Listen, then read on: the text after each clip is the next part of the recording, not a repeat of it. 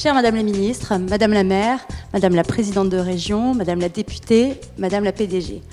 C'est un honneur pour le magazine Marie-Claire, dans le cadre du think tank Agir pour l'égalité, de vous donner la parole aujourd'hui. Nous sommes réunis ce 27 janvier, en un jour anniversaire très important.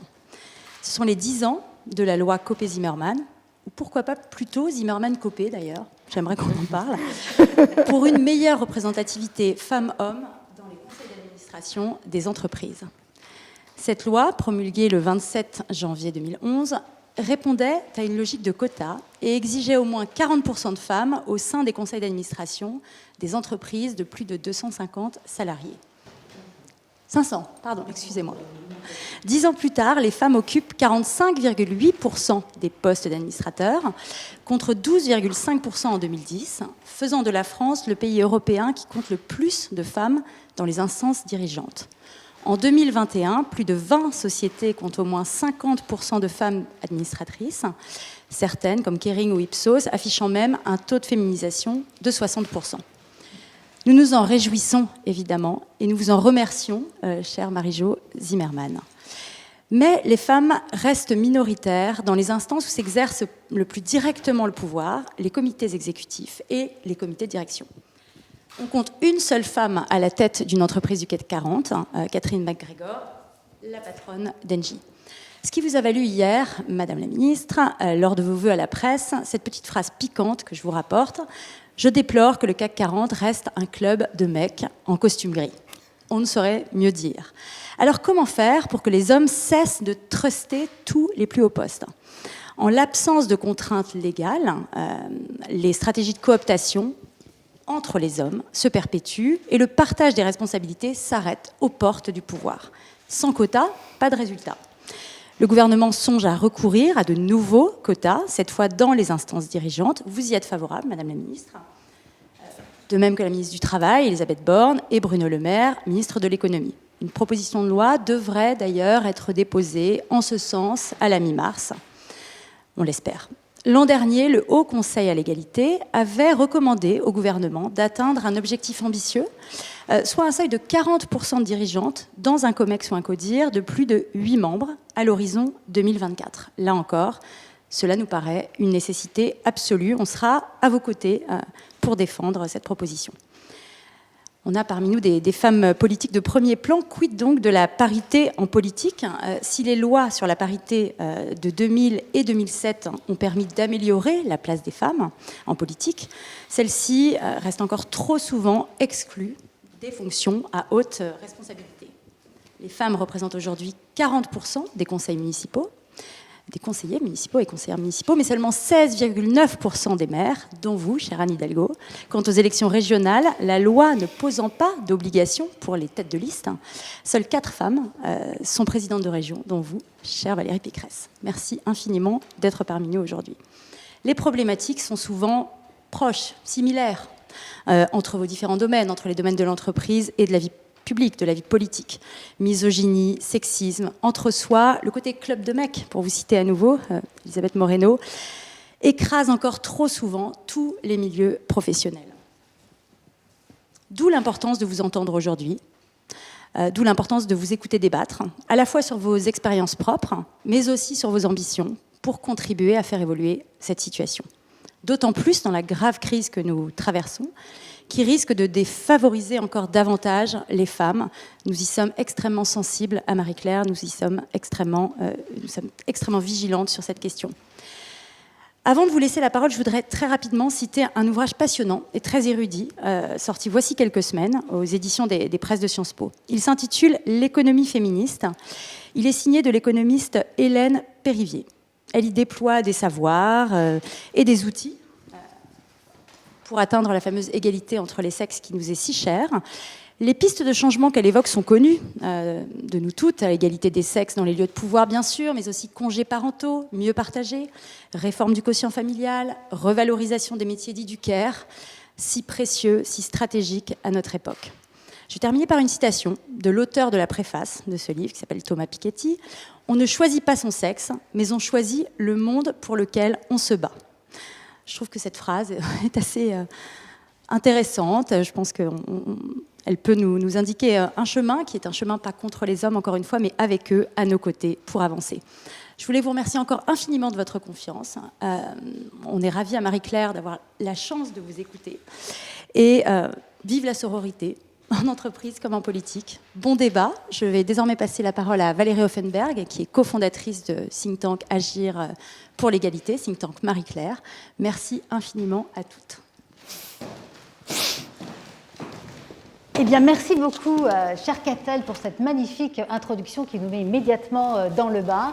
Chers amis, je suis très heureuse de vous retrouver, en tout cas pour cette session, comme vous le voyez, absolument exceptionnelle du think tank Marie-Claire.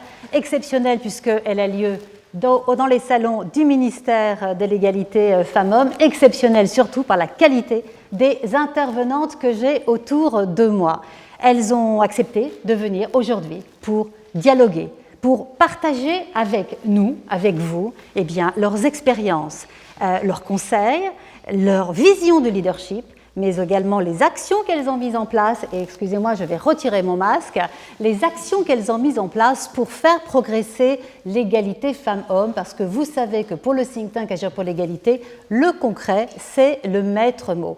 5 femmes, 5 ambitions. Elles sont réunies ici, grâce à vous, Madame la Ministre, donc je tiens vraiment à vous remercier pour cette formidable opportunité. Permettez-moi quand même de dire quelques mots sur chacune d'entre vous. Alors, je vous ai à mes côtés, Marie-Jo Zimmermann. Vous avez été députée pendant près de 20 ans de la Moselle. C'est quand même un record très intéressant, très important, une véritable expertise. Et puis, vous êtes surtout celle qui nous réunit finalement aujourd'hui, puisque nous fêtons aujourd'hui cette fameuse loi Copé-Zimmermann sur la féminisation des conseils d'administration. Et je dois dire que grâce à vous, eh bien, la France est en pole position. Écoutez, il faut quand même se féliciter de temps en temps, puisque nous sommes le premier pays en Europe sur la féminisation des conseils d'administration. Vous nous parlerez tout à l'heure de comment vous est venue cette loi, est-ce que ça a été facile ou non. Vous avez beaucoup de choses à partager avec nous. Valérie Pécresse. Valérie, vous êtes la présidente de la région Île-de-France. Vous êtes également la présidente de parti que vous avez lancé, Libre, tout un programme, toute une ambition revendiquée, assumée, vous avez bien raison.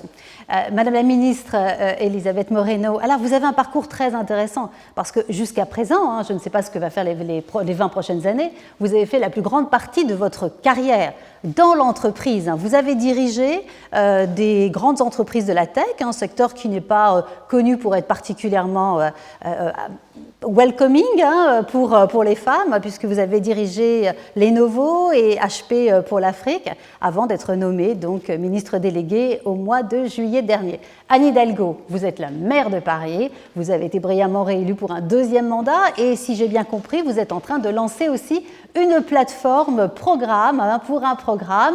Donc on a quand même ici la chance d'avoir 2 femmes qui peuvent briguer, qui assument leur ambition de briguer les plus hautes fonctions. Je ne sais pas pour vous, Madame la Ministre, peut-être que vous nous le direz, mais en tout cas, aujourd'hui, on en a 2 qui l'assument vraiment. Et puis, Catherine Guyard, alors vous êtes la PDG de RATP, là encore, vous avez su imposer vos convictions, vos compétences avant tout, et votre leadership pour être à la tête d'une des plus grandes entreprises françaises. Donc, merci à vous d'être là. Et j'aimerais, avant qu'on parle du leadership, puisque l'objectif de cette table ronde, c'est de répondre, y a-t-il un leadership féminin réellement? En quoi consiste-t-il? Et comment lever les verrous pour encourager plus de femmes à assumer leur ambition et à occuper les plus hautes fonctions? Et eh bien, nous allons parler de cette fameuse loi Copé-Zimmermann, qui a 10 ans cette semaine. Madame la Ministre, vous avez vous-même, je crois, fait faire une étude sur cette loi, sur plus globalement l'égalité femmes-hommes. Et alors j'ai trouvé ça très intéressant parce que cette loi, si j'ai bien compris, est considérée par 91% des Français comme une excellente loi, pas simplement pour les femmes, mais pour tous les Français. Et ça, c'est quelque chose qui est essentiel parce que quelque part, ça nous montre que la politique, c'est aussi avoir de la vision, parfois bousculée, parce que je pense que ce n'était pas si évident de la mettre en place, de la faire promulguer, cette loi. Qu'est-ce que vous inspire ces chiffres, en tout cas, et cette reconnaissance 10 ans plus tard? Je ne suis absolument pas surprise par cet engouement autour de la loi Copé-Zimmermann, ou Zimmermann-Copé.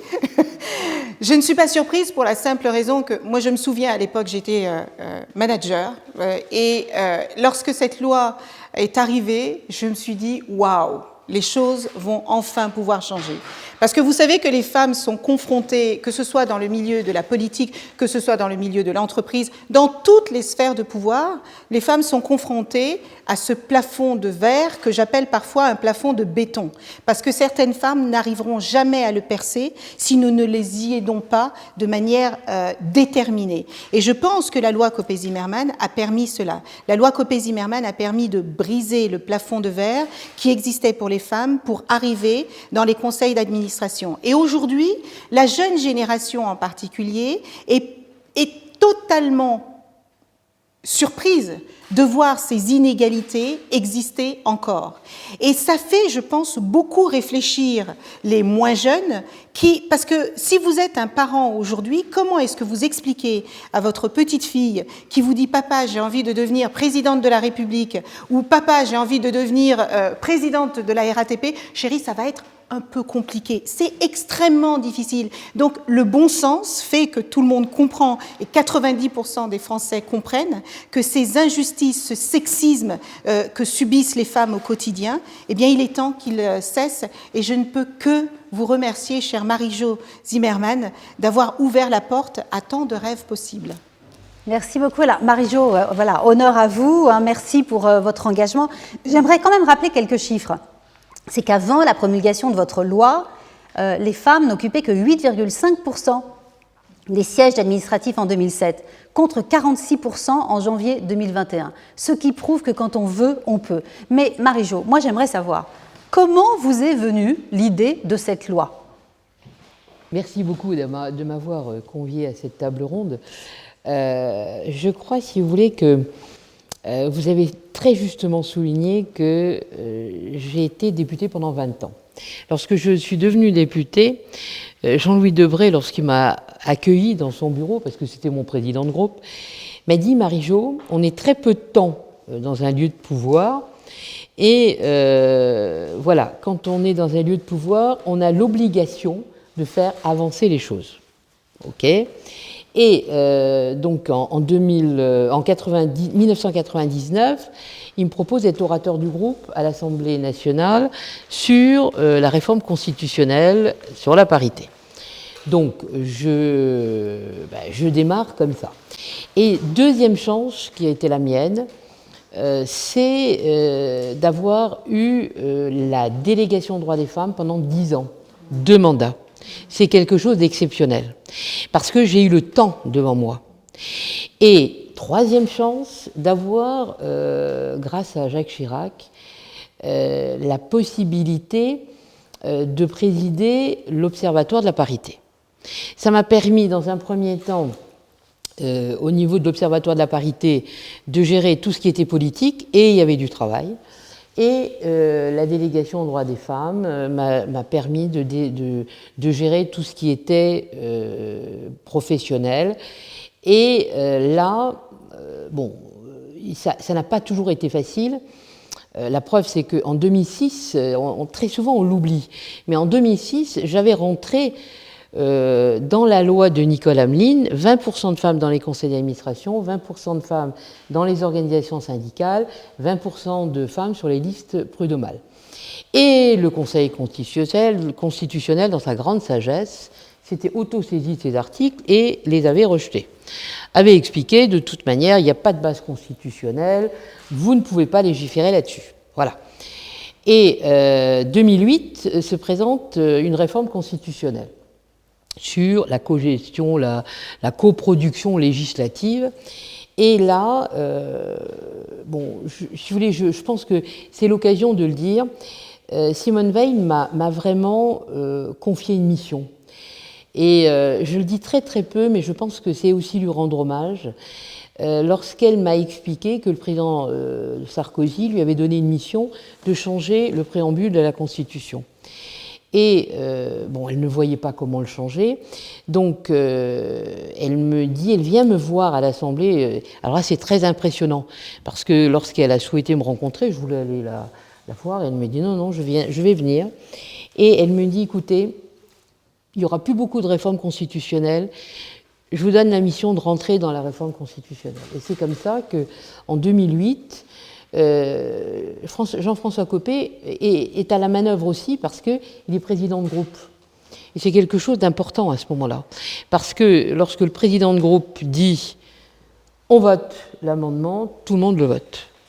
Et donc c'est ce qui s'est passé en 2008, et à ce moment-là, on améliore l'article 3, la loi favorise l'égal accès des femmes et des hommes aux mandats et aux fonctions électives, et j'ai rajouté les responsabilités professionnelles et sociales. C'est ce qui permettait à ce moment-là de légiférer sur le monde professionnel et le monde associatif. Donc, si je comprends bien, tout à l'heure, la question se posait pourquoi est-ce que ça s'appelle Copé-Zimmermann.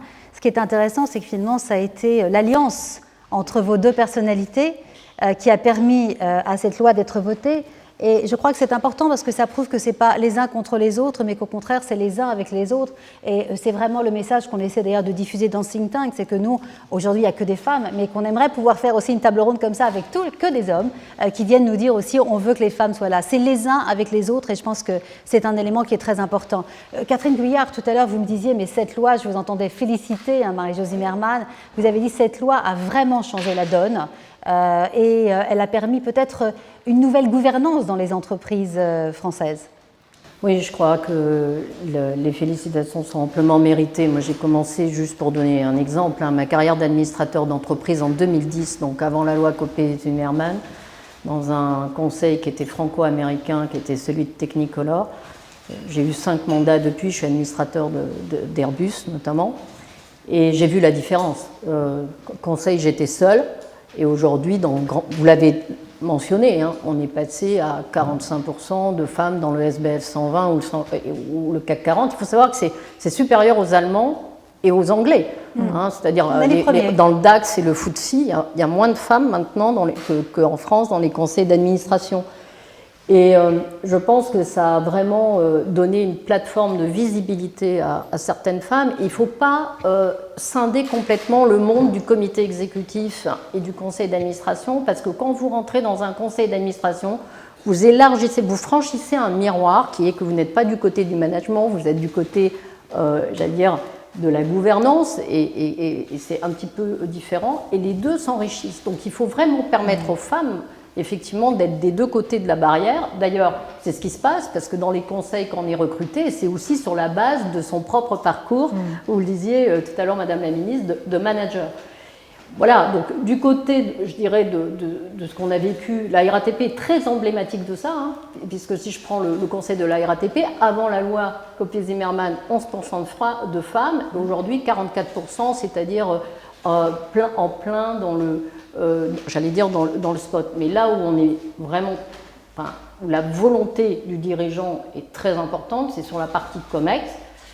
Et c'est vrai que hier, on a eu cette bonne nouvelle, puisqu'on a été classé par l'usine Nouvelle sur 50 entreprises industrielles numéro 1, puisque j'ai instauré un COMEX paritaire. Et on est dans un système de pyramide inversée, finalement, où au COMEX, on est 50% de femmes. Dans les postes à forte responsabilité, c'est-à-dire les 10% de postes du haut, on est 37%. Et il y a 20% de femmes à la RATP. Donc on a renversé complètement le paradigme. Et maintenant, il va falloir tenir ça dans la durée, et on y reviendra sans doute. C'est très intéressant ce que vous dites, Catherine, parce que finalement, on est dans un secteur où, a priori, c'est pas là où on attend la présence de plus de femmes. Et dans énormément d'entreprises, vous avez des patrons qui disent « mais on n'en trouve pas, elles sont pas là, il n'y a pas de vivier de femmes ». Quand on veut, on peut. Et le fait que votre propre parcours vous ait inspiré aussi d'attirer plus de femmes, c'est essentiel. En tout cas, bravo pour être numéro 1. C'est évidemment quelque chose que je partage avec les équipes, mais le fait d'avoir fait 1 ou 2 nominations, dont une, Valérie la connaît très bien, je la cite pour le plaisir, c'est Iba Fares qui est responsable de toute l'expérience client de la RATP, parce que Valérie m'a donné le mandat de changer ça, et j'ai vraiment mis en perspective des femmes, je veux dire particulièrement compétente sur le sujet. Elle avait passé 10 ans chez Accor. La capacité d'attractivité est forte. Et quand vous êtes, l'avantage d'être en leadership, c'est que votre capacité d'attraction est forte. Et il faut en jouer, mais à fond. Eh bien, bravo pour en jouer, Valérie. Justement, vous venez d'être citée par Catherine Guyard. C'est intéressant parce que vous aussi, vous avez dit tout à l'heure, c'était pas si simple. Vous vous souvenez que dans votre parti politique, quand on a voté cette loi, ça n'a pas été obligatoirement accueilli de façon très agréable. On s'est dit quoi? C'est quoi cette loi? C'est bizarre. Non, mais la vérité, il faut le dire, c'est que si Jean-François Copé ne l'avait pas co-signé, ça aurait été beaucoup plus dur. On aurait été une poignée de suffragettes à pousser les choses, mais pour convaincre l'ensemble du groupe, où il y avait 80% d'hommes, facile, ça aurait été beaucoup plus difficile. Donc on voit bien qu'on a besoin des hommes pour faire cette révolution, même si on est nous-mêmes à l'initiative et actrices. Et moi, je voudrais reprendre l'exemple qu'a donné Catherine Guillouard d'Iba Fares, parce que c'est très intéressant. Iba Fares, ce n'est pas seulement une nomination d'une femme, c'est aussi une transformation d'une entreprise. C'est-à-dire une entreprise de transport dans laquelle il y avait jusqu'à présent surtout des ingénieurs, donc on faisait les rails et on mettait les trains dessus, se transforme en mettant une femme à l'expérience client, c'est-à-dire à la qualité de service, donc aux relations humaines en quelque sorte avec les voyageurs. Donc le fait d'avoir mis une femme, c'est pas seulement qu'on a mis une femme, c'est aussi qu'on a transformé l'entreprise. Et ce qu'a fait Marie-Jo, c'est pareil, elle n'a pas fait seulement une loi, elle a transformé la société. Donc je crois que c'est notre rôle aujourd'hui, c'est de laisser de faire des petits cailloux qui transforment la société. Nous, à la région, on a fait une petite action qu'on croyait toute petite et qui est en train de faire boule de neige, c'est qu'on a décidé dans les lycées, à la demande des lycéennes, de mettre des distributeurs de protection périodique contre la précarité menstruelle. Et on s'est rendu compte, et pardon, on est toutes coupables ici, c'est qu'on avait intériorisé le tabou sur les règles. On l'avait complètement intériorisé. On avait intériorisé d'avoir fait toute notre scolarité en étant gêné à cette période-là, en ne trouvant pas ce qu'il fallait, voilà, enfin je ne vais pas rentrer dans tous les détails scabreux, mais on a fait cette expérimentation, on l'a fait, tout le monde nous a dit qu'est-ce que c'est que ce truc, ces gadgets, c'est plébiscité par les jeunes filles, les distributeurs sont dévalisés, on va en mettre partout, et je pense que ça va devenir maintenant une demande, y compris dans les services publics, y compris dans les lieux de passage. Absolument. Absolument. Anne, oui, je vous en prie. Valérie a tellement raison. On a tellement intériorisé que certains sujets qui sont pourtant naturels chez les femmes ne doivent pas être abordés dans l'espace public. Et moi, j'avais été extrêmement étonnée quand le président de la République avait fait une interview sur Brut et qu'une jeune femme a osé l'interpeller aux yeux de tous pour parler de ce sujet parce qu'il est essentiel. Et je suis complètement d'accord avec vous. Ces jeunes vont nous aider à transformer la société parce que peut-être que si j'avais parlé de ce sujet au président de la République, il ne l'aurait pas entendu aussi bien que le fait d'être interpellé publiquement par une jeune fille. Et du coup, nous mettons en œuvre avec Olivier Véran ce service national que vous aviez déjà commencé à tester. Donc la société se transforme et elle se transformera avec les femmes et il faut les encourager à aller dans cette direction. Absolument, et je crois que la deuxième partie, c'est est-ce qu'il y a-t-il une spécificité du leadership féminin? Je crois qu'on a déjà un début de réponse quand même. C'est qu'il y a clairement aussi une prise de conscience. Anne Hidalgo, la même chose pour vous. J'imagine que cette loi, elle a dû vous inspirer et je ne sais pas comment elle avait été accueillie à ce moment-là au Parti Socialiste.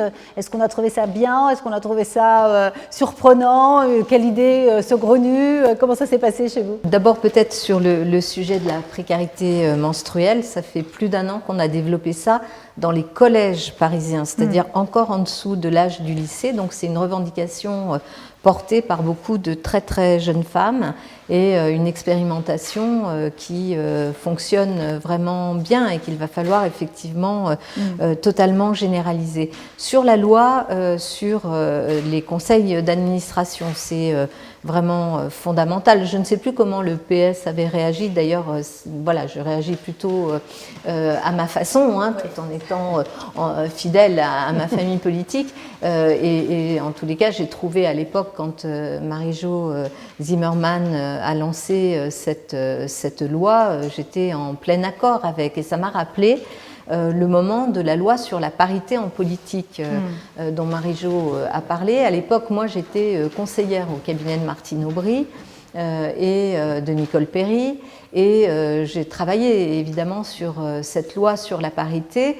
Et je me souviens que la veille du Conseil des ministres qui devait formaliser cette loi, il y avait un débat très très fort. Est-ce que la parité c'était 50-50 ou c'était 40-60 ? Et beaucoup d'hommes au gouvernement étaient dans l'idée que déjà 40% c'était bien.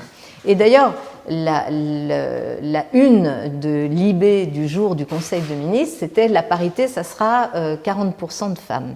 En fait, avec beaucoup de femmes, les conseillères, mais surtout les ministres, Martine Aubry, Elisabeth Guigou, Nicole Perry, et avec le soutien de Lionel Jospin, ça a surpris tout le monde, y compris la une de l'IB, puisque en fait ça a été 50-50. Et pour nous c'était très important. Autant je pense qu'effectivement l'étape pour les entreprises, et je sais que Marie-Jo est allée même au-delà de ce que certains pensaient, puisque c'était du 30%. D'ailleurs dans d'autres pays européens, c'était 30% qui avait été retenu.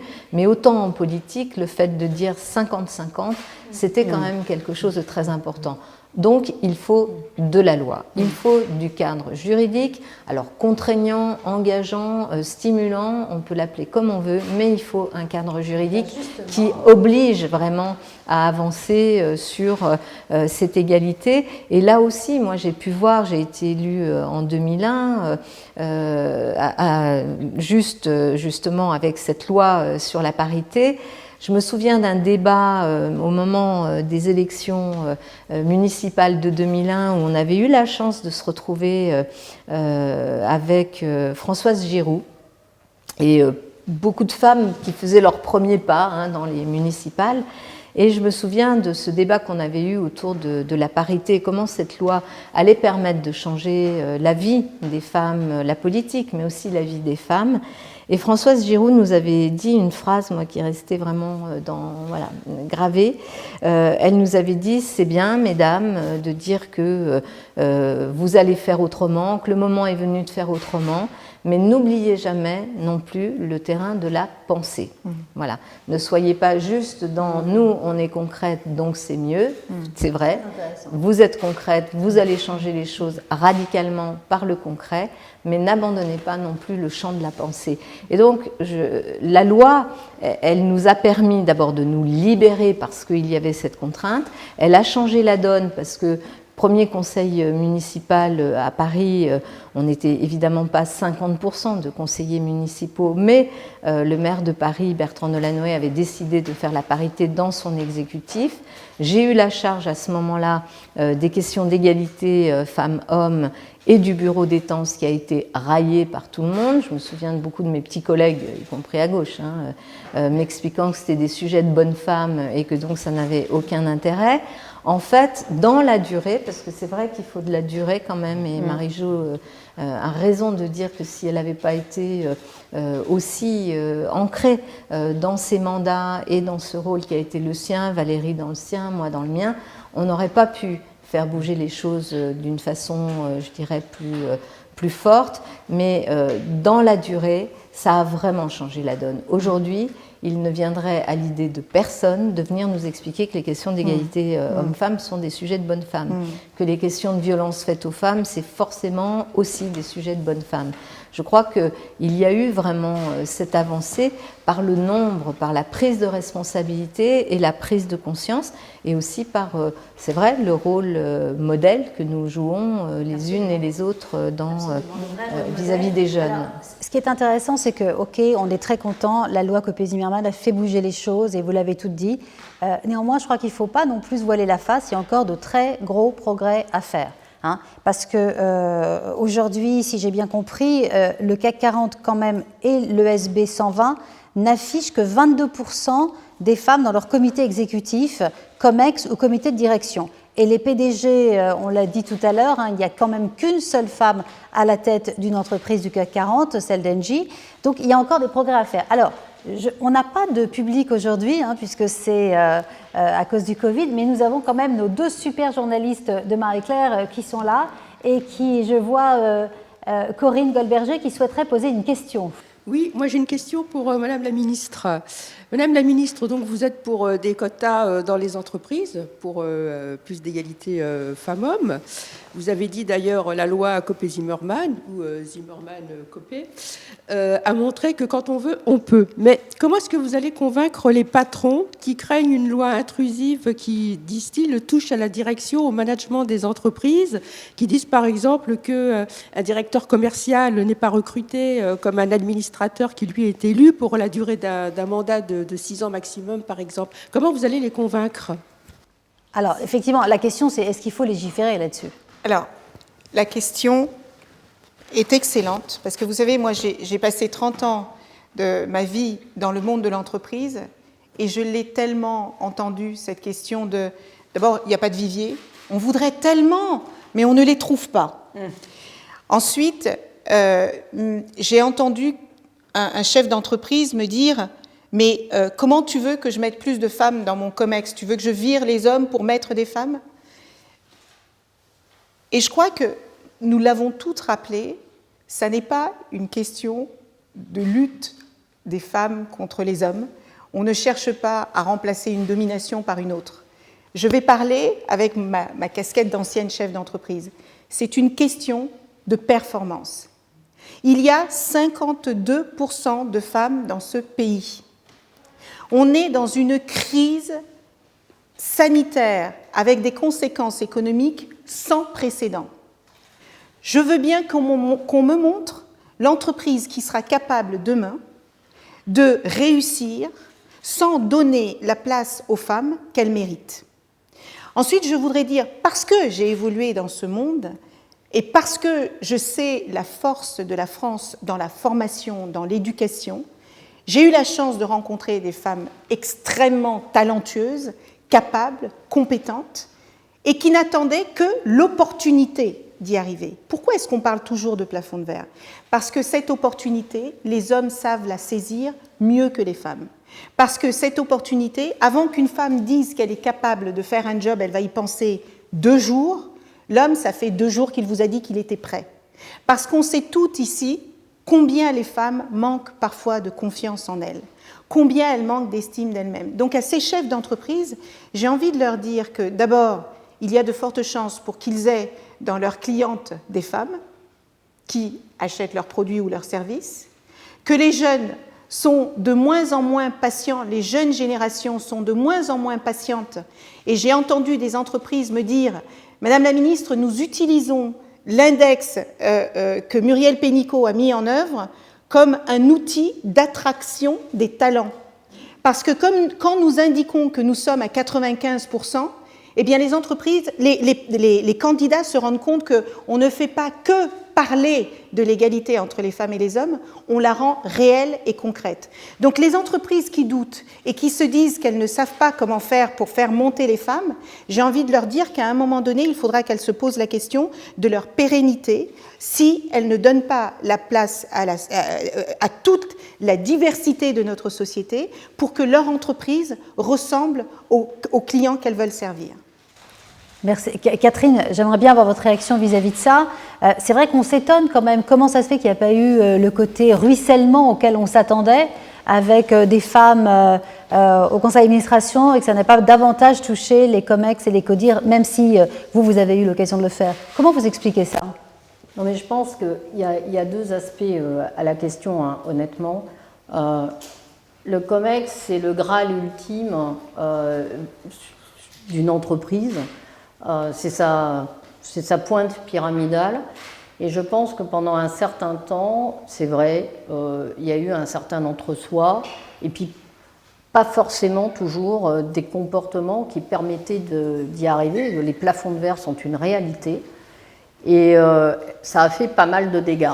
Et la réalité, c'est que maintenant, les investisseurs regardent les entreprises avec un œil totalement différent. Les indices à la fois environnementaux, de responsabilité sociétale et environnementale deviennent de plus en plus importants, les fameux ESG. Et des études très sérieuses de fonds d'investissement ont montré que des fonds, par exemple, qui sont gérés par des femmes, ont des performances parfois supérieures. Donc tout le monde a bien compris que la complémentarité était une force et qu'il fallait s'engager dans cette direction. Honnêtement, si on fait le parallèle avec la loi Zimmermann-Copé, en 2005, au Women's Forum, tout le monde était contre les quotas. Au bout de 4 ans, en ayant vu l'allure d'escargot à laquelle ça allait, tout le monde a shifté et tout le monde est devenu pour les quotas. Alors aujourd'hui, ce qu'il faut juste avoir en tête, effectivement, c'est qu'on ne fait pas un choix en entreprise de confier des responsabilités très importantes uniquement sur ce critère-là. Donc il faut à la fois avoir le cadre juridique, mais avoir de la souplesse dans la façon de le faire fonctionner, parce que toutes les boîtes ne sont quand même pas au même niveau aussi de préparation. Donc il faut fixer un cap, peut-être avec des paliers temporels. Ça, je laisserai les politiques et le législateur le faire. Mais surtout, il y a beaucoup de choses à faire en interne. Quand dans une boîte comme la RATP, l'année dernière, en pleine période du Covid, on a fait passer 501 femmes sur une formation de leadership, c'est parce que je prépare le terrain de la suite. C'est-à-dire qu'aujourd'hui, j'ai une femme qui dirige les matériels réseau ferré à la RATP, qui est du pur industriel, qui est toute la maintenance du ferré de la RATP, c'est Sylvie Buglioni. Je cite quelques personnes, je veux juste montrer que et ça, je peux vous dire que c'est à visio comme ça, mettre une femme à la tête des ateliers de maintenance du ferret, voilà, donc on prépare demain d'autres parcours comme ça professionnels, donc il faut faire monter le leadership féminin.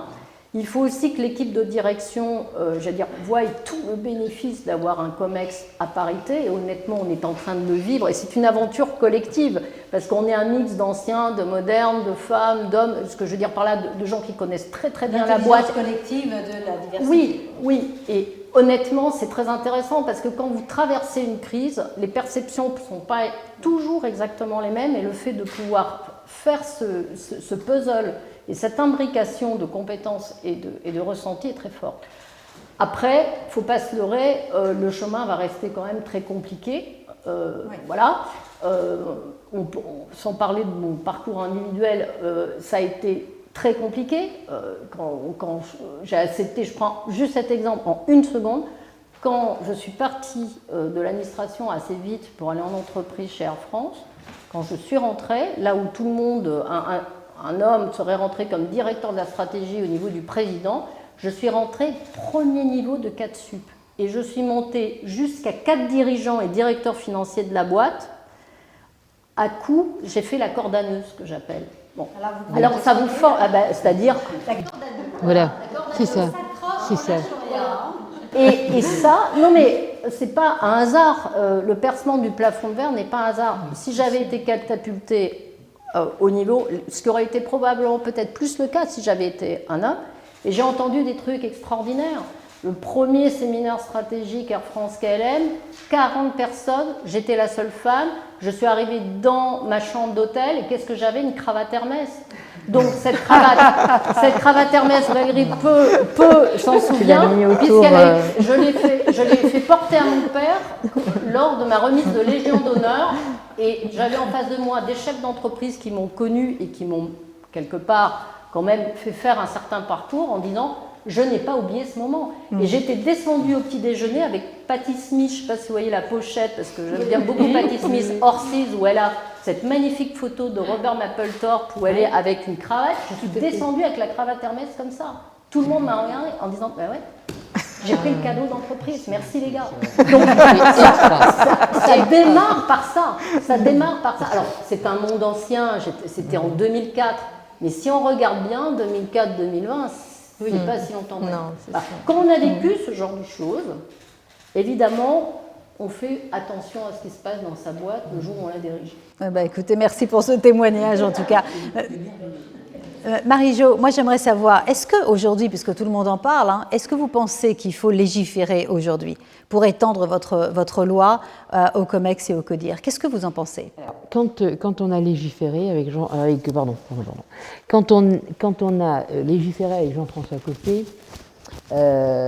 au départ, effectivement, humblement, je pensais que le ruissellement arriverait.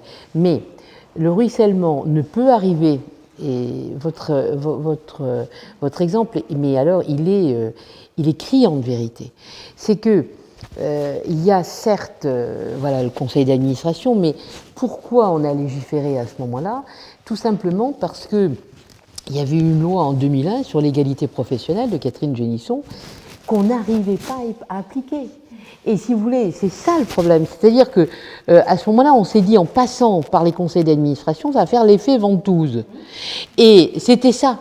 C'était ça. Alors, bon, aujourd'hui, on parle de ruissellement. Moi, c'était l'effet ventouse. Et je me disais, si je n'arrive pas à convaincre de faire appliquer la loi d'égalité professionnelle, d'égalité salariale dans l'entreprise, il faut que j'y arrive par un biais. Et c'est l'article 8 de la loi sur l'obligation tous les ans au conseil d'administration de faire un rapport sur la politique d'égalité. Or, lorsqu'on parle de la loi et du résultat, aujourd'hui, on s'arc-boute sur les pourcentages. C'est très bien, je suis très contente. Mais, comme je dis toujours, la première partie, celle qui était impactée par la loi Copé-Zimmermann, c'était d'abord CAC 40, SBF 120, 500 salariés, 50 millions de chiffre d'affaires. 2014, Najat Vallaud-Belkacem descend à 250, et là, on a un gros problème de contrôle de la loi, parce que là, il n'y en a pas. Parce qu'autant la première partie, moi, je surveillais ça, comme je dis très, très souvent, comme le lait sur le feu, parce que je voulais réussir. Mais ce que je voulais réussir, c'était cet effet de ventouse. Parce que il fallait que, je dirais, j'ai un ancrage pour, disons, avoir des femmes dans ce cœur battant de l'entreprise qui était le conseil d'administration et qui était en capacité de dire aussi votre politique d'égalité, elle est comment? Comment on gère les femmes à tous les niveaux? Parce que c'est un des reproches d'ailleurs que tes collègues faisaient, c'était de dire c'est une loi élitiste. Non, au départ, certes, c'est une loi qui gère les lieux de pouvoir, mais c'est une loi qui était censée vraiment s'occuper par l'article 8 de l'ensemble de la politique d'égalité. Et aujourd'hui, je suis très heureuse qu'on fasse cet anniversaire, non pas seulement sur les chiffres, parce que bon, les chiffres, bon, ils ne sont pas mauvais, mais c'est remettre sur l'établi quelque chose qui vraiment me tient toujours à cœur, et je pense que jusqu'au dernier jour de ma vie là-dessus, je le battrai, c'est l'égalité professionnelle sur l'ensemble d'une entreprise. Parce que une entreprise va bien lorsque ses salariés se sentent bien et lorsque les femmes et les hommes se sentent reconnus. Et la reconnaissance, c'est aussi respecter les lois, leur proposer des formations. Si vous voulez, le législateur peut accompagner, mais c'est tout. Il faut qu'au sein de l'entreprise, il y ait le... Mais absolument, et puis il faut respecter les lois. Valérie, vous en pensez quoi? Vous pensez qu'il faut laisser faire, il faut de la contrainte aujourd'hui pour aller plus loin? Est-ce qu'il faut légiférer? C'est une vraie question. Le problème, c'est que je crois que, forte de l'expérience que nous avons toutes depuis des années, on sait que le système, il se répare pas tout seul et il évolue jamais tout seul. Et c'est un peu triste, parce que moi, je préférais qu'on légifère pas, comme j'aurais préféré qu'on légifère pas sur les quotas et la parité, parce que aucune d'entre nous n'a envie d'être une femme quota, et d'ailleurs, on n'en est pas, parce qu'on a fait nous-mêmes notre propre chemin. Mais le problème, c'est que ça marche pas tout seul. Et ce qu'a dit Marie-Jo est très juste. Il suffit pas d'avoir un conseil d'administration avec des femmes. Il faut, et notre responsabilité, elle est immense. On sait comment ça marche. Il faut repérer les talents. Moi, quand j'ai été nommée ministre, j'ai eu un cabinet paritaire. J'étais la seule ministre à avoir un cabinet où il y avait 50% de femmes et 50% d'hommes. Alors, c'est aussi parce que les femmes sont venues à moi. Parce que les jeunes femmes qui avaient des enfants, quand on est en cabinet ministériel, on a entre 30 et 40 ans. Les jeunes femmes qui sont venues avec moi se sont dit, elle va mieux nous comprendre. S'il faut aller chercher nos enfants à l'école, si on a un enfant malade, elle a vécu ça, donc elle va mieux comprendre. Et c'est vrai, moi ce que je leur demandais, c'est une obligation de résultat, pas de moyens. J'avais une fille qui venait d'accoucher. Elle m'avait dit, elle revenait de congé de maternité, elle m'avait dit, moi je veux pouvoir voir mon bébé quand il est réveillé, donc entre 6h et 8h. Mais je reviendrai travailler après 8 heures du soir. Alors ça vous paraît peut-être barbare, mais en cabinet, on bosse 12 heures par jour. Donc je lui disais, ok, il n'y a aucun problème, tu pars à 6 heures, tu reviens à 8 heures, tu bosses jusqu'à 10 heures. Mais entre 8 heures et 10 heures, son bébé dormait. Donc voilà, mais ça... Mais parce que j'étais une femme, parce que j'avais vécu ça. Et on parle souvent du plafond de verre, mais il y a aussi ce que j'appelle le plancher collant. Le plancher collant, c'est toutes les barrières mentales que les femmes se mettent à elles-mêmes pour postuler à des postes de responsabilité. Et les hommes se laissent aussi un petit peu berner par ça, parce que, pour avoir promu beaucoup de femmes dans ma vie, à chaque fois que vous proposez une promotion à un homme, il vous dit merci. Quand vous proposez une promotion à une femme, dans 80% des cas, elle va vous dire « Est-ce que vous êtes vraiment sûr que je vais en être capable? Est-ce que vous êtes sûr que je vais réussir ?» Alors, c'est déstabilisant pour un patron d'avoir une femme qui, en face de vous, elle-même n'a pas confiance dans ses capacités. Donc, c'est évidemment plus facile de se dire « Bon, je prends le mec, lui, il a vraiment envie. » Donc, il faut qu'on aille les chercher, il faut qu'on leur donne confiance, il faut qu'on leur dise « Mais oui, vous allez y arriver, on va vous aider à y arriver. » Donc c'est vrai que c'est plus compliqué, ça demande une dynamique. Quand je suis arrivée à la région, il y avait 2 femmes directrices sur 15.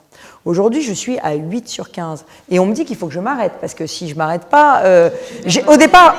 Au départ, en 2016, je devais payer l'amende parce que j'avais pas assez de femmes. Alors c'était un peu paradoxal parce que je venais d'arriver. Mais maintenant, je risque d'avoir à payer l'amende parce que j'en ai recruté trop. Mais je suis allée les chercher.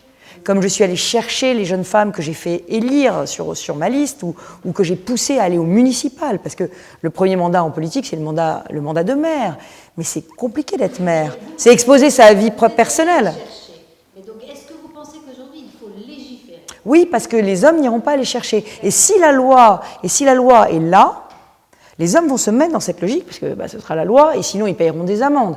Et puis sinon ils seront name and shamed, comme on dit maintenant, comme dirait la ministre. C'est-à-dire qu'on les pointera du doigt, on dira cette entreprise-là, elle n'est pas bonne, elle n'est pas responsable et sociale, les investisseurs ne l'investiront pas dans cette entreprise. Donc voilà, ils seront forcés par la loi d'évoluer.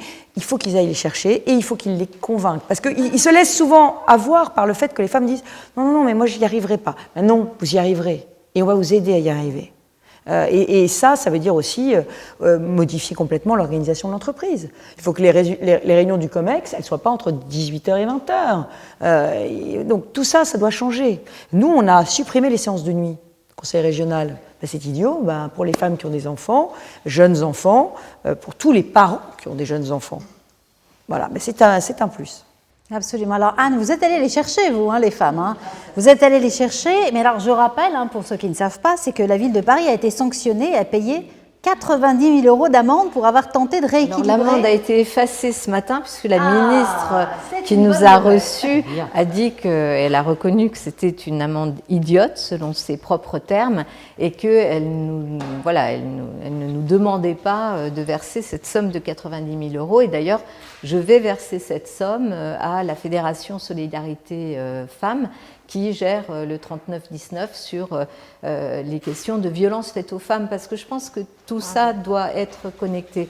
Je suis d'accord avec Marie-Jo, la loi qu'elle a portée, ce n'est pas une loi élitiste, mais si on ne touche pas aussi à l'endroit où s'exerce le pouvoir, on ne touche pas les représentations et on ne fait pas changer les modes de management et on ne rend pas attractif aussi un certain nombre d'évolutions professionnelles parce que les femmes ont besoin aussi de voir que d'autres femmes qui ont passé un certain nombre de paliers vont leur tendre la main. Et je pense notamment aux plus jeunes. Donc, oui, moi, à l'hôtel de ville, donc j'ai une administration de 50 000 fonctionnaires.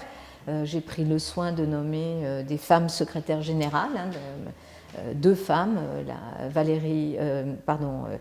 Marie Villette, qui est ma secrétaire générale aujourd'hui.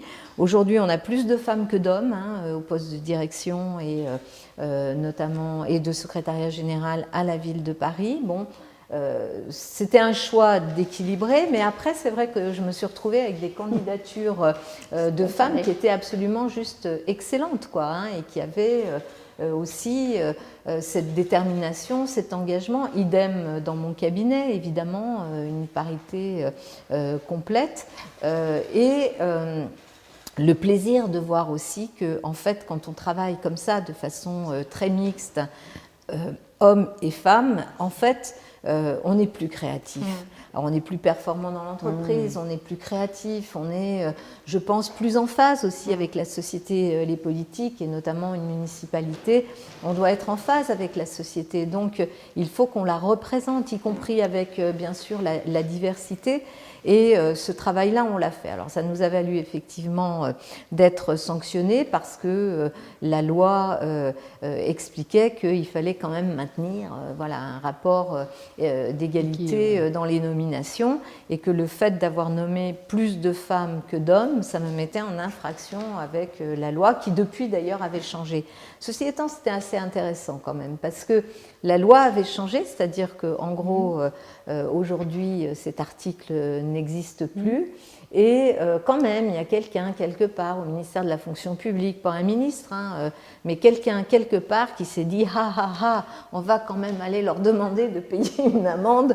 Quand même, hein, ça montre que oui, la loi est importante parce qu'il n'y aura pas ce quelqu'un quelque part qui va aller quand même pointer du doigt le fait qu'on peut aussi ne pas respecter la loi si on nomme plus de femmes. Je pense que c'est très important de montrer qu'il faut aller vite, être très déterminé. Merci. Et donc, c'est ce qu'on a essayé de faire et ça change la donne. Un tout dernier chiffre, si on ne légifère pas, je pense que vous avez vu les dernières statistiques qui sont sorties qui disent qu'au niveau mondial, il faudra 257 ans pour qu'on arrive à une parité juste entre les femmes et les hommes. En Europe, ça c'est au niveau mondial, et en Europe, plus de 50 ans. Bon, il y a peu de chances pour que nous, ici, soyons encore là pour le voir. Je ne sais pas, peut-être 50 ans, non, je pense. Mais ça vous donne une idée de pourquoi il faut légiférer. C'est que si on attend que les mentalités changent, ça va nous prendre encore beaucoup trop longtemps. Bien, Madame la Ministre, on compte sur vous pour que dans quelques années, le CAC 40 ne soit plus un club de mecs. Oh mon Dieu, je l'espère. Juste remercier Marie-Jo Zimmermann qui doit s'en aller. Vraiment merci. On vous retrouve très vite pour faire le point donc, sur la prochaine loi. Merci beaucoup. Merci beaucoup Marie-Jo. Et vous êtes toujours chez vous au think tank Marie-Claire Agir pour l'égalité, sachez-le. Je voudrais que là, on l'a un petit peu abordé jusqu'à présent, mais l'un des éléments, c'est comment on fait pour lever tous ces freins. Comment est-ce qu'on fait pour lutter contre tous les stéréotypes, toutes les difficultés qui empêchent les femmes de pouvoir eh bien, ambitionner toutes ces plus hautes fonctions. Et je crois que notre autre journaliste, Catherine, aimerait poser une question.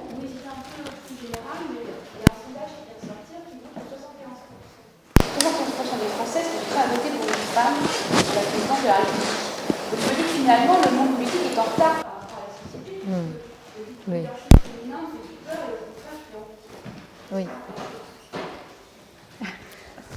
Moi, je vais vous parler de la droite parce que c'est de là d'où je viens et que c'était peut-être là où les blocages étaient les plus forts, puisque moi, j'ai tout entendu dans ma carrière politique. J'ai entendu que les femmes ne votaient pas pour des femmes. Donc, il ne fallait surtout pas en présenter, parce que comme elles représentent 50% de la population, on n'avait plus que 50% des voix. Bon.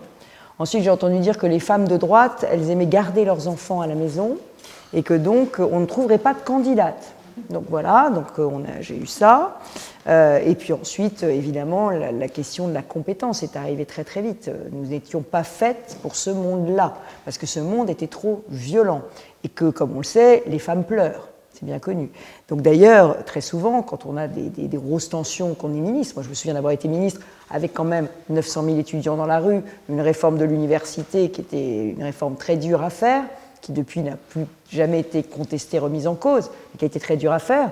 Et les journalistes disaient, Valérie Pécresse pleure dans l'hémicycle de l'Assemblée nationale. J'ai jamais versé une larme de ma vie, en tout cas pas sur ce sujet-là, en tout cas, et que sur des sujets intimes et certainement pas devant les caméras. Donc, mais la femme pleure, vous voyez, la femme est faible.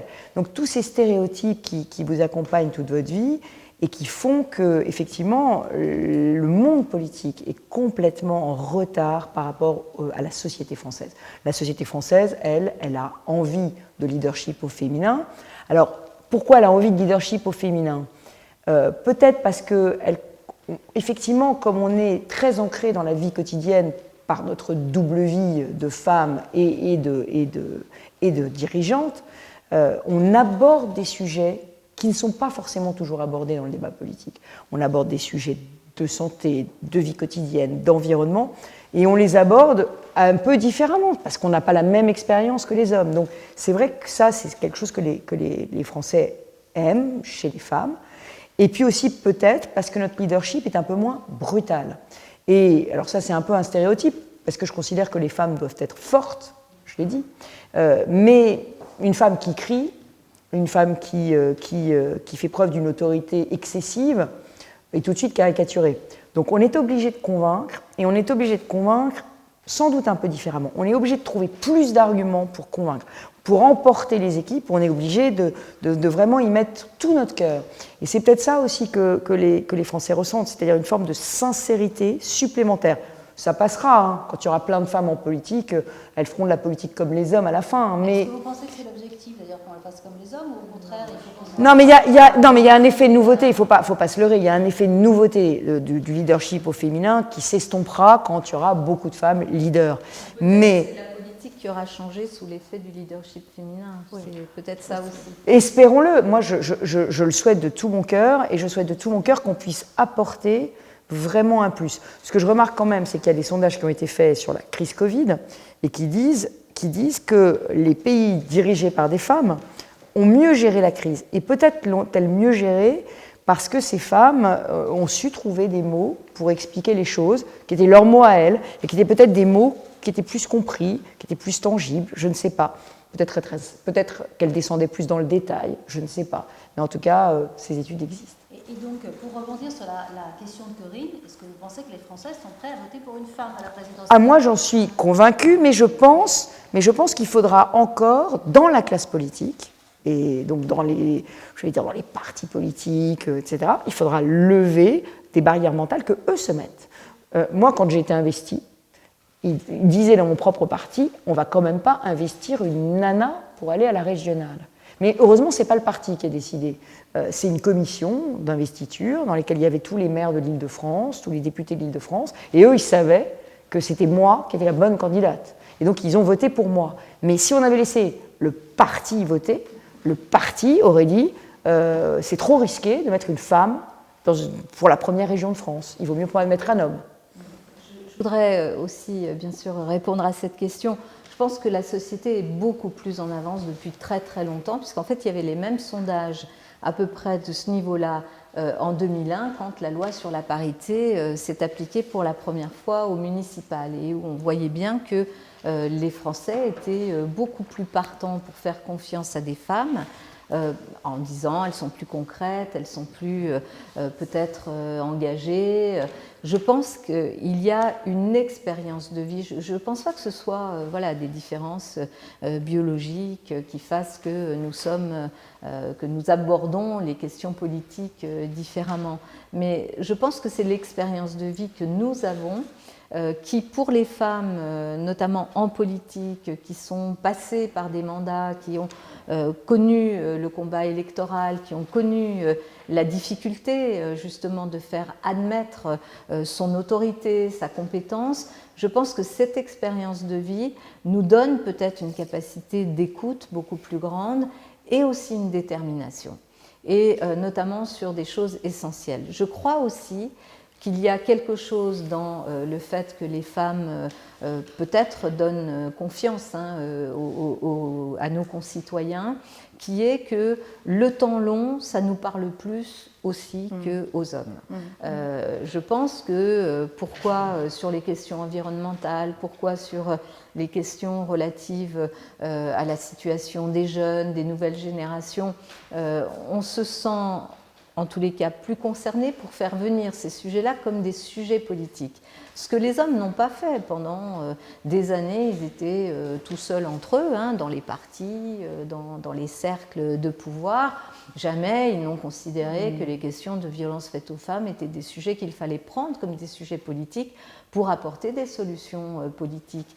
Jamais, par exemple, les questions de jeunesse n'ont été vraiment portées, souvent d'ailleurs parce qu'on dit les jeunes ils votent pas en plus. Donc, mais le fait que les femmes, par notre expérience de vie, par la façon dont on s'inscrit dans la vie sociale, mais aussi par la détermination qu'on est obligé de mettre en place pour pouvoir tenir et passer tous ces plafonds de verre qui existent, ça donne à la fois une forme de combativité, mais aussi de meilleure compréhension d'un certain nombre de sujets qui sont des sujets qu'on a souvent traités comme des sujets de vie quotidienne, mais qui sont des sujets extrêmement importants pour nous permettre de dépasser toutes les fractures de la société française, toute cette conflictualité qu'il y a dans la société française aujourd'hui et qui ne peut pas juste se régler avec les codes, les thèmes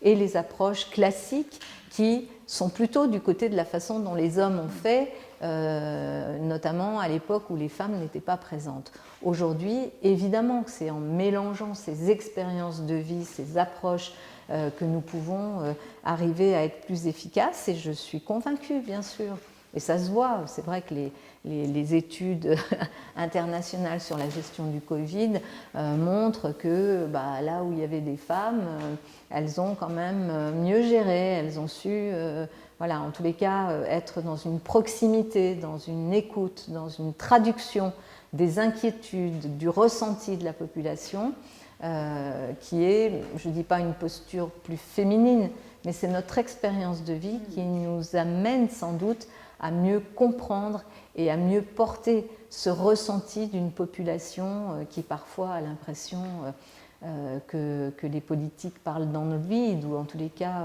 ne les représentent pas beaucoup. Donc c'est très très important que la société montre qu'elle est en avance sur les politiques parce que du coup les politiques vont être obligées quand même de suivre. Mais c'est vraiment intéressant parce que c'est vrai qu'en préparant cette table ronde, on a eu une conversation un petit peu avec les différents journalistes et en fait on s'est posé la question, est-ce que finalement dire qu'il y a une spécificité du leadership féminin, est-ce que c'est entretenir des stéréotypes ou est-ce que c'est vraiment la réalité? Et ce que vous semblez dire, c'est que oui, il y a non pas parce que c'est lié au sexe ou au genre, mais c'est lié aux expériences de vie qui fait que les qualités, le mode de fonctionnement, le mode est différent lorsqu'on est une femme d'un homme. Est-ce que c'est aussi ce que vous ressentez, Elisabeth? Et ça m'intéressera aussi d'avoir votre vision dans l'entreprise. Mais absolument. Moi, je pense que l'expérience de vie des femmes est différente de celle des hommes.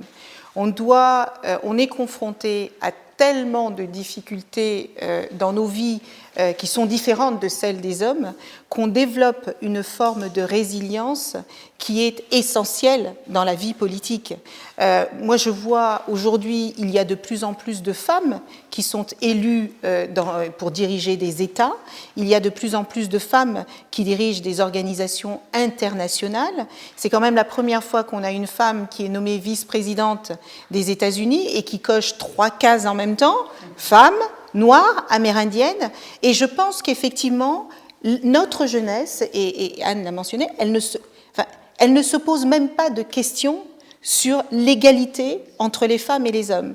Elle cherche la compétence. Et je pense que les expériences cumulées de vie, les difficultés...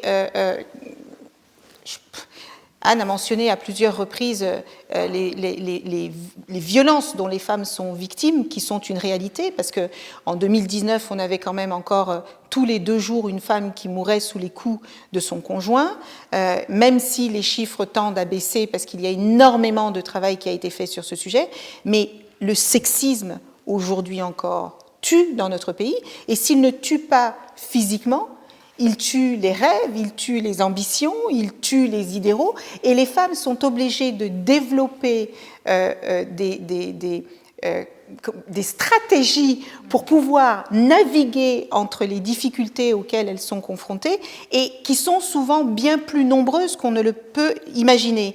Et c'est vrai que notre société aujourd'hui est encore une société patriarcale qui est faite par des hommes, pour des hommes, et donc on doit systématiquement chercher des manières de traiter les défis auxquels on peut être confronté. Qu'est-ce que c'est aujourd'hui que notre société, si ça n'est pas répondre à des défis? Et ce monde post-Covid, et je déplore qu'il y ait encore des médias qui fassent des unes avec un monde post-Covid où on ne voit que des hommes, ce monde post-Covid ne pourra pas être fait que d'hommes. Pourquoi? Simplement parce que les difficultés auxquelles nous sommes confrontés aujourd'hui, parce que je crois que depuis la Seconde Guerre mondiale, c'est la plus grande crise à laquelle notre humanité a pu être confrontée. On est confronté à une crise sanitaire, une crise économique, une crise sociale, une crise sécuritaire, une crise environnementale. Comment imaginer qu'une seule partie de la population soit en mesure de gérer toutes ces crises? Et j'en reviens à cette idée que c'est la complémentarité des expériences et du leadership féminin et masculin qui nous permettra de sortir de cette situation dans laquelle nous sommes enfermés. Mais justement, enfin, merci beaucoup pour cette présentation très intéressante. Je m'interroge, est-ce que finalement aujourd'hui le leadership peut-il être différent, en tout cas ce qu'on attend du leadership en fonction des périodes? Peut-être qu'il y a quelques années on avait besoin d'un leadership qui était plus basé sur ce qu'on appelle les valeurs dites masculines, et cette crise post-Covid où aujourd'hui on attend peut-être des valeurs un peu différentes, d'écoute, quand dans l'entreprise justement de pouvoir être moins dans la hiérarchie, mais d'être regarder ce qui se passe d'empathie vis-à-vis des collaborateurs. Est-ce que c'est pas le leadership en lui-même qui doit être en train de se modifier? Non, mais le leadership, il va se modifier, que vous soyez un homme ou une femme. Aujourd'hui, oui, vous prenez n'importe quel chef d'entreprise. On a été confronté à une crise totalement sans précédent qui a nécessité de revoir nos modes industriels, nos modes d'organisation. Effectivement, le caring est devenu très important au sein des entreprises parce qu'il y a un effet qui va être d'ailleurs beaucoup plus compliqué à gérer en 2021 qu'en 2020, parce qu'en 2020, c'était le mode héroïque, d'accord ? Tout le monde sur le front en train de faire face, etc. Mais cette énergie du moment de la résistance, de la primo-résistance, si je puis dire, le fait que la crise dure, qu'elle s'installe, cette incertitude, enfin, honnêtement, moi j'ai participé à des clubs informels le soir de partage avec certains grands chefs d'entreprise pour se dire qu'est-ce qu'on vivait. On a appris l'humilité, alors à coup de là-dedans, hein, voilà, parce que beaucoup pensaient qu'on avait tout vu, tout traversé, qu'on allait manager les trucs. Les curseurs usuels du management ont un peu quand même volé en éclats, et quelque part, il y a des ressorts qu'il faut aller chercher, qui sont des ressorts, alors je parle de mon entreprise, de la fierté de la mission accomplie de service public, par exemple, très très fort. Je pense que si on a été présent à l'occasion de cette crise, c'est parce que justement cette valeur essentielle qui est quand même nichée au cœur de l'entreprise, elle a montré que quand on a mis en service avec évidemment le soutien de la région et d'Île-de-France Mobilité, on a dit allez, on va faire un réseau de bus exprès pour les hospitaliers. Faut voir, chez moi, le truc a été monté en 72 heures top chrono. Je veux dire, ça a été il y a des effets très positifs de la crise, hein, c'est-à-dire qu'on a dégoupillé des endroits d'agilité. Ma seule obsession maintenant, c'est de préserver ça. C'est-à-dire de faire en sorte que dans le running, on garde cette ouverture, cette même agilité. Il y a des choses qui... Donc, une crise, c'est ça, hein, c'est un révélateur. C'est comme passer une photo dans un bac. Il y a les forces et les faiblesses qui apparaissent. Mais en chef d'entreprise, il faut évidemment faire le maximum pour traiter les faiblesses dans un premier temps, mais le plus intéressant à regarder, c'est développer les forces. Bon. Moi, je veux juste dire que dans le monde de l'entreprise, la violence existe, mais elle est plus rationalisée, pardon de le dire comme ça, de ce qu'en vous avez vécu dans le monde politique. Et chapeau bas à des parcours comme ceux d'Anne et de Valérie, parce qu'en plus, arrivant au sommet du Graal, parce que c'est un constat qu'on a fait en entrée de la rue, la violence personnelle liée aussi à l'absolue médiatisation qu'il y a de ces fonctions. Alors, je peux le dire que quand on dirige une boîte comme la RATP, où le monde politique n'est pas loin, où c'est quand même une entreprise, où les organisations syndicales sont très présentes et où les médias, il y a quand même des journalistes du Parisien qui suivent exclusivement, si je puis dire, la RATP, on vit en... C'est une mini-France, donc je me sens très loin, comment dire, de vos expériences, mesdames, mais c'est une mini-France. Et je vois la violence dès que vous commencez à toucher au nœud de la société, de ce que ça représente, et je pense que ce combat, l'avant-poste, le jour où on aura une femme Premier ministre, parce que je rappelle que ça fait très longtemps qu'on n'en a pas vu une, ou présidente de la République, ça va être un sacré dégoupillage du système. Hein. Alors, vous savez que et donc, l'une des propositions vivement que ça nous arrive, excusez-moi, pardon. à un moment donné, non mais à un moment donné, il faudra bien que ça nous arrive, d'autres grands pays l'ont fait, et ce sera un moment, en fait, de cristallisation, de plein d'efforts d'années, etc. Et ça, on peut le ressentir quand on arrive à la tête d'une entreprise qui a été plus ou moins managée par des hommes pendant très longtemps, ou avec des incursions de femmes, comment dire, vous voyez, c'est jamais évident d'arriver à la tête d'une entreprise.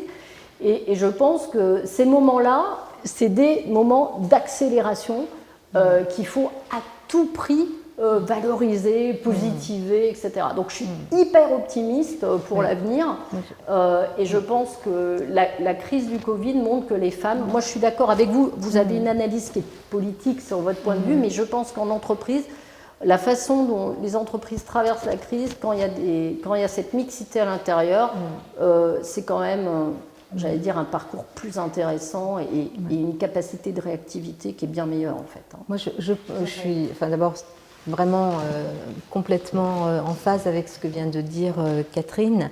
Je pense qu'il y a un sujet de représentation de la femme au pouvoir qui est encore pas réglé. Autant dans la population, chez nos concitoyens, cette question-là, elle est assez simple, c'est est-ce qu'elle est efficace, pas efficace, est-ce qu'elle me parle, est-ce qu'elle me ressemble, est-ce qu'elle représente, est-ce qu'elle connaît ma vie, est-ce que quand elle parle, j'entends quelque chose qui me dit que cette personne politique-là connaît un peu ma vie quand même, ce qui est un élément de confiance, hein, évidemment, surtout dans un temps de crise et d'incertitude. Ça, je pense que chez nos concitoyens, c'est assez clair. En tous les cas, moi, je le sens, je le perçois, y compris dans les relations que j'ai avec nos concitoyens. Mais il y a un problème de représentation encore, et d'une représentation très négative qui continue à être véhiculée de la femme au pouvoir, de la femme puissante, qui forcément, moi j'ai eu l'occasion de créer un réseau de femmes à l'international qui s'appelle Women for Climate, dans lequel il y a des femmes politiques, mais il y a aussi des femmes d'entreprise, hein, des dirigeantes d'entreprise.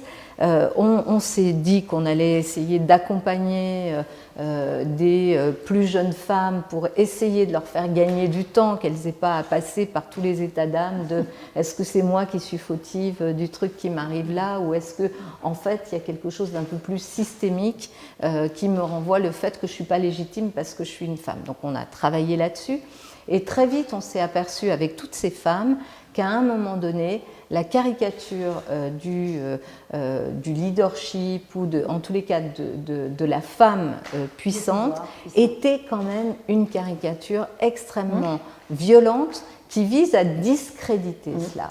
Et ça, c'est à l'œuvre. C'est à l'œuvre quand même beaucoup dans les médias, évidemment pas dans les médias comme Marie-Claire. C'est à l'œuvre de façon très très sournoise, vraiment très très sournoise.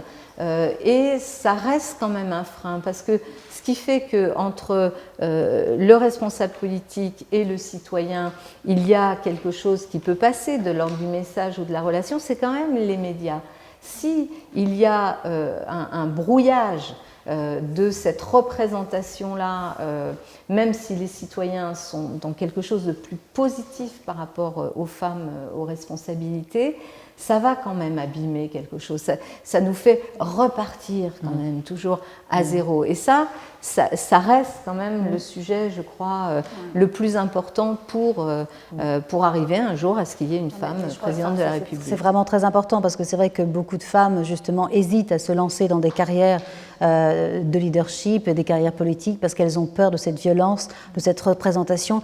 Valérie, avant de vous donner d'ailleurs la parole, je voudrais citer, vous avez dit, si un homme crie, c'est qu'il a du caractère, c'est un chef, c'est une femme qui s'emporte, elle perd ses nerfs, elle ne tient pas la pression, c'est une hystérique. J'ai trouvé une autre qui disait qu'on nous attaque d'abord sur notre compétence avec l'idée que la femme n'est pas au niveau, puis c'est notre physique, nos vêtements et enfin notre famille. C'est vrai que les sacrifices à faire pour arriver au niveau où vous êtes, est-ce qu'ils sont importants et comment on y fait face? Alors, d'abord, oui, évidemment, on essaie de nous attaquer en politique sur nos points faibles. Nos points faibles, c'est évidemment notre famille, c'est évidemment notre capacité, notre culpabilité de femme, de mère, de ne pas réussir à tout faire bien. Et donc ça, c'est la première chose. Mais qu'est-ce qui va garder les enfants? J'imagine qu'on nous l'a fait à toutes.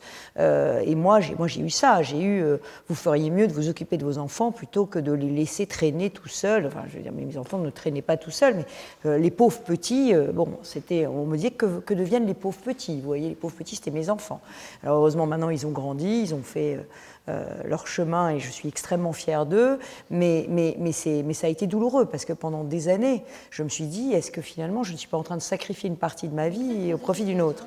Bien sûr, Anne parlait de l'expérience de vie qui fait qu'on est des leaders différents. Cette expérience de vie qui fait qu'on est des leaders différents, c'est que tout le poids des solidarités familiales repose encore, et c'est toutes les études le prouvent, sur les femmes. Donc que ce soit les enfants ou les parents ou la parentèle au sens élargi, ça repose quand même toujours sur les femmes. Et c'est ça qui nous donne cette fibre un peu différente, cette sensibilité un peu différente. Je veux dire une chose, je ne crois pas du tout aux stéréotypes de genre. Je ne pense pas que les femmes sont douces, je ne pense pas que les hommes sont virils, je pense que les femmes sont beaucoup plus courageuses que les hommes très souvent, peut-être justement parce que notre expérience de vie nous oblige à affronter la maladie des proches. Donc je ne crois pas aux stéréotypes de genre. Et je ne crois pas non plus que ce que les Français veulent d'un dirigeant femme, ce soit autre chose fondamentalement que ce qu'ils veulent d'un homme. Ils veulent de l'autorité, ils veulent de la compétence, ils veulent de l'efficacité. Après, ils aiment aussi chez nous ce petit plus qu'on apporte, mais ils nous demanderont la même chose que les hommes. Alors la seule chose, c'est est-ce qu'on arrive à leur donner la même chose, la même compétence, la même autorité, la même capacité de leadership, d'entraînement, hein? Est-ce qu'on arrivera à leur donner ça sans renier ce que nous sommes? C'est-à-dire surtout pas en se déguisant en homme, surtout pas en oubliant qui on est, surtout pas en étant plus féminine. On est critiqué sur nos vêtements, on est critiqué sur nos coiffures, on est critiqué sur tout, sur nos chaussures. Enfin, vraiment, mais c'est terrifiant, c'est terrifiant. Pourquoi ne pourrions-nous pas être un tout petit peu singulières dans ce monde si masculin? Et c'est vrai que c'est dur pour nous. Et il faut qu'on donne confiance aux jeunes générations, qu'on leur dise en même temps, mais ne vous inquiétez pas, c'est pas si dur que ça, vous allez y arriver. Donc on est toujours un peu schizophrène. Qu'est-ce qui vous anime, Valérie? Qu'est-ce qui finalement vous donne envie de continuer une carrière comme celle-ci et de prétendre aux plus hautes fonctions? Alors d'abord c'est la passion, parce que la politique c'est de la passion, c'est changer la vie, la politique. Donc le pouvoir de changer la vie, le pouvoir de faire, c'est quelque chose d'absolument magique. Et puis il y a le regard des personnes dont vous avez changé la vie, parce qu'au bout d'un certain nombre d'années en politique, il y a des personnes dont vous avez changé la vie. Vous avez permis à leur enfant de faire des études, vous avez permis à leur mari de trouver un emploi, vous leur avez apporté en Ile-de-France des transports neufs, vous leur avez apporté des logements supplémentaires, vous avez changé leur vie et vous avez une relation avec eux, ils ont une relation avec vous. Ça, c'est quelque chose qu'aucun autre métier n'apporte. Et c'est une drogue dure, parce que quand vous êtes dans une relation affective avec des personnes, c'est très très dur de décrocher. Elisabeth, qu'est-ce qui vous anime, cette même question? Qu'est-ce qui vous a aidé à obtenir justement des présidences à la fois dans l'entreprise et aujourd'hui d'être ministre? Je voudrais vous raconter une anecdote. Il y a quelque temps, j'ai demandé à ce que Gisèle Halimi soit panthéonisée. Et évidemment, j'ai été attaquée pour cette prise de position. Et nombreuses sont les personnes qui m'ont dit « Mais enfin, elle n'est pas aussi bonne que les hommes qui sont au Panthéon. Elle n'est pas aussi compétente que les autres hommes qui sont au Panthéon. Tant qu'on disqualifiera les femmes, rien que parce qu'elles sont femmes, on aura toujours un temps de retard. » Et puis sur la question de leader, je voudrais m'arrêter 2 secondes là-dessus parce que c'est essentiel. Moi, j'ai rencontré d'excellents leaders et j'ai rencontré des leaders qui étaient vraiment mauvais. J'ai autant appris des uns que des autres et j'ai autant rencontré de bons leaders femmes que de bons leaders hommes et de mauvais leaders femmes que de mauvais leaders hommes. Ce que je crois qui est fondamental, c'est vraiment ce que l'on projette, parce que le leadership, qu'est-ce que c'est? Si vous n'avez pas de personnes qui suivent vos idées, vos croyances, la manière dont le projet que vous pouvez avoir à porter, si vous n'avez pas de gens qui vous suivent, vous n'êtes pas un leader. Parce que le terme leadership en anglais, c'est parce que vous avez des followers. Donc, moi, je pars du principe, je ne veux pas, parce que je pense que ce serait vraiment terrible pour les jeunes filles potentiellement qui nous écoutent, d'imaginer qu'il peut y avoir un genre. On est leader quand on décide de l'être. Je crois vraiment que c'est ça qui est important. Et moi, ce qui m'a toujours animée, c'est le fait de ne pas vouloir. La moitié de ma vie, il y a toujours eu quelqu'un pour me dire ce que je devais dire, ce que je devais faire, ce que je devais porter, comment je devais sourire, comment je devais me taire. Et à un moment donné, j'en ai eu assez. Et je me suis dit, et si j'essayais, moi, d'être ce que j'ai envie d'être, indépendamment de ce que mes parents attendent de moi, de ce que mon mari attend de moi, de ce que mes enfants attendent de moi, de ce que mes patrons attendent de moi, de ce que mes équipes attendent de moi, parce que ça vous met une telle pression sur les épaules, jusqu'au jour où j'ai lu un livre d'une Américaine qui accompagne les mourants, et le livre s'appelle « The Regrets of the Dying », le regret des personnes qui vont mourir, et elle leur posait la question, ces personnes allaient mourir dans la semaine qui arrivait, elle leur posait la question de savoir quel était le plus grand regret de leur vie. Et plus de 90% de ces personnes répondaient de ne pas avoir vécu ma vie. Wow. Et je me suis dit que je voulais vivre ma vie. Je crois que c'est un très très beau conseil pour toutes les personnes qui nous écoutent. Anne, j'ai lu que dans les Échos ce week-end, que vous aviez dit que ce qui vous animait, c'était que vous vouliez changer le monde. Est-ce que c'est ça votre ressort? Oui, et puis en fait, je viens d'un milieu très modeste, issu de l'immigration, et j'ai assez vite compris qu'on était mis dans des petites cases, qu'il y avait un déterminisme de femme, parce que vous êtes une femme, un déterminisme social qui faisait qu'il y avait des choses, un peu ce que vient de dire Elisabeth, qui vous étaient ou interdites ou de toute façon des portes fermées. Et depuis que je suis toute petite, j'ai toujours eu envie d'enlever les étiquettes parce que j'ai envie de vivre ma vie, j'ai envie d'être libre et dans ma liberté, c'est vrai que j'ai envie de changer le monde, j'ai envie de faire bouger les choses, j'ai envie que des petites filles se disent eh bien c'est possible, même si je ne suis pas née dans les cercles du pouvoir, de prendre ma vie en main et de faire de ma vie ce que je veux en faire.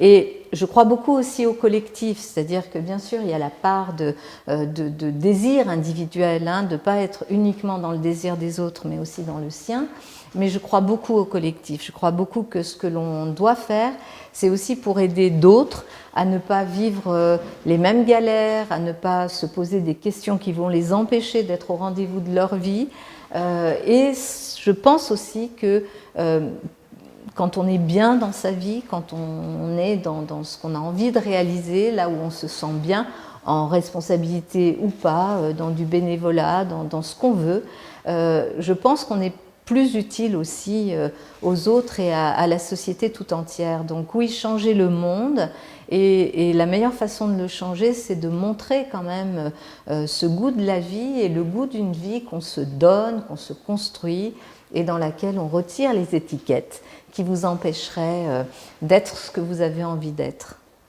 La passion, l'échange, enlever les étiquettes. Et vous, Catherine, alors? Je me reconnais dans beaucoup de choses qui ont été dites. Moi, ma grand-mère, elle est née dans une ferme du Piémont de 10. C'est la génération née en 1904. Donc, quand je vois, j'étais pas du tout prédestinée à ça. J'avais commencé une vague carrière de sportif de haut niveau. J'ai fait un ski-études. J'ai fait du ski-études. Ça m'a d'ailleurs été très très utile dans ma vie en entreprise. Et voilà. Et je pense honnêtement que avec cette crise, j'ai passé une grande partie de mes moments un tout petit peu très rares, extrêmement rares, tranquilles, en me disant S'il y a un moment où il faut être en adéquation avec ses valeurs, c'est maintenant, parce que tout millimètre de défroissement entre ses valeurs internes et ce qu'on communique à son collectif en entreprise est immédiatement perçu. C'est clair. Et je rejoins complètement Valérie sur le fait que s'il y a une seule chose que je me reconnais, c'est du courage. Je suis en train de faire un certain nombre de choses qui sont très difficiles à faire dans une entreprise. Je pense que là, c'est là où il faut que vos valeurs personnelles soient totalement en ligne avec ce que vous faites, indépendamment de l'énergie, indépendamment de la compétence, de l'expertise. À la fin, il y a une forme d'alignement des étoiles là, qu'il faut garder. Et la crise, moi, m'a remis complètement mon alignement des étoiles, m'a complètement réaligné. Et les moments de crise sont finalement très intéressants sur le plan personnel parce que vous êtes, alors évidemment chacune a un collectif beaucoup plus varié, mais dès que vous êtes à la tête d'un collectif, dans les moments de crise, tout le monde se retourne et dit alors, est-ce qu'il y a quelqu'un dans ce putain de bateau de 18 mètres du Vendée Globe Challenge, sauf que là vous n'êtes pas en solitaire, vous avez moi 65 000, Anne, Valérie, vous-même, enfin. Et là, au moment de la crise, le leadership est vraiment scruté. Et ça nécessite forcément de se dire, bon, voilà, il faut le regarder avec humilité, il ne faut surtout pas se prendre pour... mais il faut quand même tenir la barre. Un chef, c'est fait pour cheffer. Je crois que tu es une enfant. Voilà. J'ai été élevée voilà. À ça. Oui. Et je pense qu'il ne faut pas du tout que les jeunes femmes en aient honte. Au contraire, vive la chefferie féminine, mais qui s'entend avec la chefferie masculine. Hein, ce n'est pas du tout le but. Et je dirais que de temps en temps, là je pensais à un moment très difficile de cette année, je me disais finalement, j'ai reçu qu'un conseil vraiment sérieux quand j'étais petite, mes parents m'ont toujours laissé une liberté totale, fais ce que tu veux, enfin, j'étais pas du tout prédestinée pour monter à Paris, je suis née sur la Côte d'Azur, quand j'ai dit à mon père non, je ne reprendrai pas ton cabinet d'assurance avec toi, je vais continuer mes études à Paris, il m'a dit vas-y, mais il ne savait même pas ce que c'était Sciences Po Léna, ça ne lui était pas venu à l'idée que je ferais ce type de parcours. En revanche, j'ai eu un soutien total, un éclectisme intellectuel, ça c'est très important, il faut garder sa curiosité intellectuelle. Et je pense que les femmes ont ce span 360 degrés qui est extraordinaire et qui fait qu'elles sont très curieuses intellectuellement de plein de choses, et ça, il faut vraiment le garder. Et puis, je dirais très honnêtement, le seul bon conseil, ça a été, écoute, si un jour tu dépends d'un homme financièrement, tu es cuite. Et ça, c'est ma grand-mère de 94 ans qui me l'a dit juste avant de mourir. Et je pense que ça m'a mis effectivement une rage de dire ce parcours. À la fin, vous savez, il y a un magnifique dessin de Sampé là, sur la crise qui dit optimiste. Et il y a un dessin qui est extraordinaire, je fais juste un peu d'humour noir, parce que ma mère m'a laissé ça, elle a un humour britannique très noir, où vous avez un super dessin d'un type qui sourit sur sa tombe et qui dit « fin de la première partie », avec ses dates de naissance et de mort. Et je pense qu'il faut jouer cette première partie jusqu'au bout. Voilà, et entraîner le maximum dans une aventure collective positive, alors qu'elle soit en politique, qu'elle soit en entreprise, qu'elle soit dans le culturel, qu'elle soit dans il faut que cette aventure collective soit belle, parce que finalement le matin quand on se lève, c'est pas pour penser à autre chose qu'à ça, hein. Ou alors voilà. Écoutez, on pourrait continuer cette conversation pendant des heures. Malheureusement, il va falloir s'arrêter là. Mais je tiens vraiment personnellement à vous remercier pour ce grand moment d'optimisme, pour cette inspiration, pour ces rôles modèles que vous incarnez et pour tous les conseils que vous avez donnés à tous ceux qui nous regardent. On vit actuellement une période, comme vous l'avez dit, extrêmement difficile et je crois que d'avoir des leçons d'optimisme, de résilience, de courage, de passion, toutes ces valeurs que vous incarnez, merci mesdames et sachez que vous êtes chez vous au think tank Agir pour l'égalité. Merci. Merci à Marie-Claire. Oui. Et merci à Marie-Claire. Et vous êtes évidemment chez vous ici, mesdames. En tout cas, vraiment, merci à vous. Vous avez été formidables. Hein.